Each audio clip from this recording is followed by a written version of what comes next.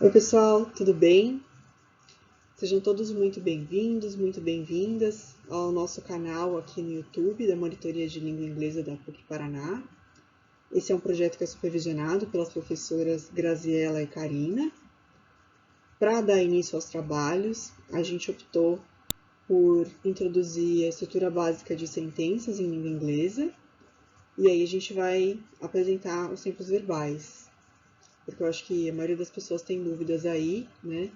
E você sabendo isso, enriquecendo com vocabulário, você consegue fazer muita coisa, né? Então, vai ajudar bastante gente aí, certamente. É o que queremos. A gente pede que vocês interajam, que vocês curtam os vídeos, deixem comentários com frases pertinentes ali ao conteúdo que foi apresentado dentro daquele vídeo, né? Pra gente poder avaliar, saber se vocês estão entendendo, se não estão. Se precisar fazer alguma correção ali, a gente faz, senão a gente também já deixa um like ali para você saber que o seu comentário está correto, né? Se for alguma coisa de exercício que você queira apresentar ali.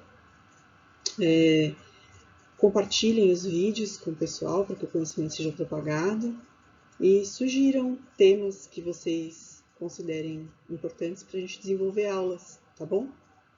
A gente conta com a participação ativa de vocês. So today we're going to talk about the basic structure of sentences in English. Essa aula vai ser apresentada em português, tá? O tipo mais comum de frases em língua inglesa é conhecido por SVO, que é Subject, Verb, Object. E alguns exemplos de frases com essa construção são She loves her job, então ela ama o emprego dela. They saw the full moon, eles viram a lua cheia. We will buy the ingredients, nós compraremos os ingredientes. Agora a gente vai entender aí como acontecem os papéis aí de subject, verb e object. É bem parecido com a nossa língua, né? O subject, que é o sujeito, é quem normalmente realiza a ação na frase. Aqui a gente vai ter pronomes e substantivos. Aí a gente tem o verbo, que é a ação que está acontecendo na frase, que pode ser formada por um ou mais verbos. E a gente tem o objeto, que é uma pessoa, um lugar ou uma coisa que complementa a ação do verbo. Agora a gente vai falar das principais classes gramaticais. Em inglês, nouns são substantivos, né? E assim como em português se referem às pessoas, né? Então, nomes próprios, Laura, Mark, Anna, ou coisas ou animais. E aí, né? Cat, book, chair, países, né? Brazil. Aí os pronomes ou pronouns, a gente tem para substituir os substantivos. Então, os pronomes retos, né, que a gente conhece, eu, tu, ele, nós, vós, eles, que em inglês são I, you, she, he, it, they. Aí a gente tem também one, yourself. Temos verbos, né, que a gente tem aquela separação de verbos principais e os verbos auxiliares. Então, os principais seriam alguns exemplos aqui: to get, to know, to live. E os auxiliares, a gente tem aí do e does, temos os modal verbs, may, will, can, might. Verbo to be, com as três pessoas, né? Am, is e are, por exemplo. Temos também aí as prepositions, né? As preposições, que conectam os elementos da frase. Então, alguns exemplos são in, on, in front of. Adjetivos, que funcionam para modificar o sujeito. Então, big, short, yellow, smart, magic. Os advérbios ou adverbs, que funcionam como os adjetivos, só que ao invés de modificarem os substantivos, eles modificam os verbos, né? Então, quickly, fast, slowly. Então, voltando lá à nossa estrutura básica de sentenças em inglês, a SVO, vamos começar pelas frases afirmativas. No nosso primeiro exemplo aqui, she loves cats, ela ama gatos. A gente tem aqui a presença do S, né, que foi acrescentado ao verbo, porque a gente tem she como sujeito. Terceira pessoa do singular configura o verbo com o S, tá? Então, a gente tem aqui que she é o subject, o sujeito, love, que recebeu o S e virou loves, é o verb, e cat é o nosso objeto. Mais um exemplo aqui embaixo, we are strong, nós somos fortes. Aqui a gente manteve, então, SVO, né, de estrutura verbal, de sentença, e aí a gente tem aqui o verbo amar, que foi substituído pelo verbo ser, que é o to be, e nesse caso tivemos aqui o are, porque temos um plural, né, já que estamos falando de we, que é nós. Aqui a gente acrescentou um elemento na frase, que é um adjetivo, né? Então, he loves black cats. Ele ama gatos pretos. A gente substituiu também she por he. E, então, temos essa característica do gato, lembrando que em inglês o adjetivo vem sempre antes do substantivo, tá? Então, black cats, red car, por exemplo, carro vermelho, e assim por diante, tá? Agora vamos ver como ficam as frases negativas em inglês. Então, a gente tem aqui essa frase como exemplo. A gente vai ter aqui o acréscimo do not para dar a negativa e o verbo auxiliar. Nesse caso, a gente está usando o verbo do. Como a gente tem a terceira pessoa do singular aqui, a gente vai ter, porque é o she, né? A gente vai ter o verbo auxiliar recebendo o S, então ele deixa de ser do, vira does. Esse E também entra, né, para dar o som do does. Isso vai ficar muito estranho, né? Vai ficar does, imagina. Então, does e o not, que a gente falou aqui para dar a negativa. E aí, olha só, como o S veio aqui para o verbo auxiliar, ele sai do verbo principal, tá? Então, a gente volta com o verbo como love e não mais loves, como a gente viu lá na afirmativa. Então, aqui a gente fica com she does not love chocolate. Se a gente fosse contrair, a gente teria doesn't, né? Então, ela não ama chocolate, tá? A exceção é o verbo to be. No verbo to be, a gente não precisa de um verbo auxiliar, tá?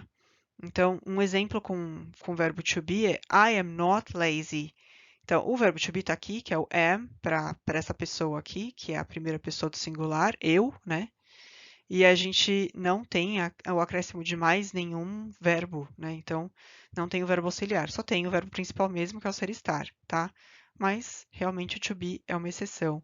O restante vai ficar em torno dessa construção aqui do primeiro exemplo que a gente usou.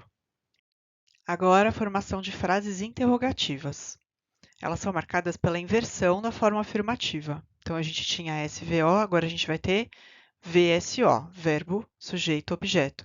Só que aqui a gente precisa prestar atenção que o verbo auxiliar ele vai ficar separado do verbo principal, tá?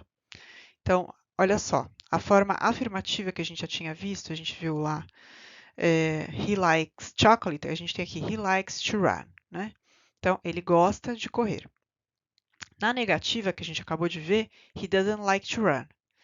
Agora, na interrogativa, o verbo auxiliar, que no caso é o do e vira does, porque está na terceira pessoa do singular, ele vai ficar aqui na frente, né, no início da frase, aí vem o sujeito, tá? E aí vem o verbo principal, que é gostar, né? Agora, no to be, a gente não tem esses membramentos de verbo auxiliar e verbo principal, porque o to be não usa verbo auxiliar, né? Como a gente viu. Então, a gente tem aqui, ó, I am right e am I right na interrogativa, tá? Algo muito importante aqui que a gente precisa comentar é que em inglês a gente tem a obrigatoriedade de um sujeito na frase, tá? A gente sabe que, assim, na informalidade, pode acontecer elipse, né, que é a ausência do sujeito. Mas a gente sempre precisa saber como funciona a gramática correta para a gente poder, então, passar a desconstruir, né? Então, vamos aprender aqui o certinho. Em português, a gente tem, por exemplo, uma construção como essa que chove muito em dezembro. Pode super acontecer, né? Se a gente for, então, traduzir literalmente para o inglês, a gente vai ter a frase rain a lot in December. Só que essa frase não existe na prática, porque a gente precisa de um sujeito, né? Então, a gente vai acrescentar o it aqui, que é o nosso sujeito, que é uma coisa, uma situação, né? Então, chove, né? It rains a lot in December. Lembrando que como a gente tem aqui it como terceira pessoa do singular, a gente também vai ter o acréscimo do S no verbo. E uma observação aqui também é que meses em inglês sempre são capitalized, começam com letra maiúscula, tá? Então, a gente tem que, obrigatoriamente, temos a demarcação do sujeito nas frases em língua inglesa, ok? Vamos agora falar das WH words. Elas são chamadas de palavras que começam com WH, porque realmente elas começam, né? Então, o prefixo é WH, com exceção de how, né? Então, outros nomes aqui para as WH words são question words, então palavras de perguntas, né? Ou interrogative pronouns, que aí se assemelha mais ao português, né? Pronomes interrogativos. As mais comuns são what, que é o que ou qual, né? Normalmente são esses significados. Where, que é onde, when, quando, how, como, why, porquê e who, quem, entre outros WH aí que temos. Então, são pronomes interrogativos, né? E são empregadas normalmente antes dos verbos auxiliares e antes dos verbos modais. Aqui a gente tem 3 exemplos para a gente tentar adivinhar qual seria a WH word adequada para cada um desses exemplos. Então, vamos estudar aqui a opção. A primeira, a gente tem como resposta I ate a sandwich. Esse verbo aqui ele é irregular, então ele é o passado do verbo eat, que é comer, né? Por isso que ele ficou ate, por ele ser irregular. E a gente vai ter essa explicação aí mais clara na aula de tempos verbais, parte de passado, tá? E aí na pergunta a gente tem a demarcação aqui do passado também, então o verbo auxiliar que seria do no presente já virou did, então aqui a gente vai ter a WH no início e aí ela depois é que vem aí o verbo auxiliar, né? E aí os outros componentes da frase. Sempre, tá? Pergunta, sempre teremos a WH word no início. Depois vem o verbo, depois o sujeito e os complementos. Então, eu comi um sanduíche, a pergunta só pode ser o que você comeu, certo? Então, qual que é o que? É what, certo? Então, what did you eat? I ate a sandwich. Depois, aqui a gente tem uma resposta que é nada mal, né? Não tô mal. Obrigado ou obrigada. E você? Então, not bad, thanks. How about you? Então, a pergunta só pode ser como você está, né? E aí a gente tem how, né? How are you? Not bad, thanks. How about you? A terceira. Aqui eu estou perguntando de uma caneta, mas vamos ver a resposta, né? It's on the desk. Então, está sobre a mesa. Então, o on, em inglês, ele significa sobre, né? Tem alguns casos que o significado é um pouquinho diferente, né? Mas a gente pode falar disso, se vocês quiserem aí, peçam uma aula de preposições que a gente faz com o maior prazer, tá, pessoal? E aí, como a gente está falando de uma caneta, percebam que o sujeito aqui que a gente viu que tem que estar presente, ele é um it's, né? É um it, né? Que com o verbo aqui, que no caso é o verbo to be, que é o is, ficou it's, tá? Então, está sobre a mesa. Então, eu estou perguntando da localização, né? Da caneta, quero saber onde ela está. Portanto, a WH que a gente vai usar aqui é where, certo? Where is my pen? It's on the desk, tá? Mais uns exercícios aqui, agora a gente para ver essa parte de sentenças afirmativas e interrogativas. Então a gente tem aqui essa frase que está na afirmativa, né? He likes chocolate. Ele ama chocolate. E aí, se a gente for transformar então a afirmativa em interrogativa, como a gente vai qual é a construção que vai ficar aqui para a gente? Então, a letra A, he likes chocolate. Letra B, does he like chocolate? Ou letra C, does he likes chocolate? Se você quiser pensar, pausa aí que eu vou dar a resposta agora, tá? Então, aqui a gente vai ter que é a letra B, né?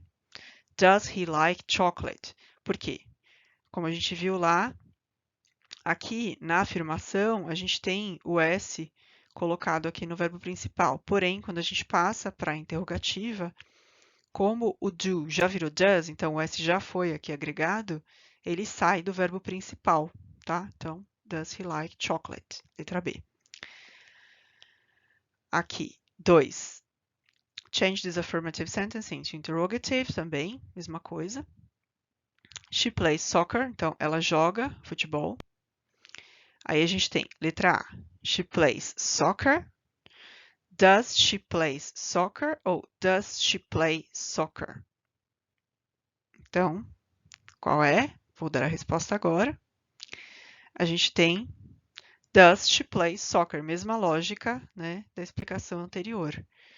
O S saiu do verbo principal, foi para o auxiliar, portanto, ele não fica mais aqui, tá? Mas a gente precisa do verbo principal para formar essa interrogativa aí, ok? E é isso, pessoal. Essa aula foi útil? Was this class useful for you? What did you learn today? O que você aprendeu hoje? Do you have any doubts? Restou alguma dúvida? Restaram dúvidas? Se restou, se você quer, de repente, esclarecer alguma sentença que te ocorreu aí, pode deixar nos comentários, a gente vai responder, tá? E vou deixar um desafio aqui para vocês transformarem essa sentença afirmativa em interrogativa. Então, a gente tem aqui, Nancy watches TV every day. Então, a Nancy assiste TV todos os dias. É isso, pessoal. Obrigada e até a próxima.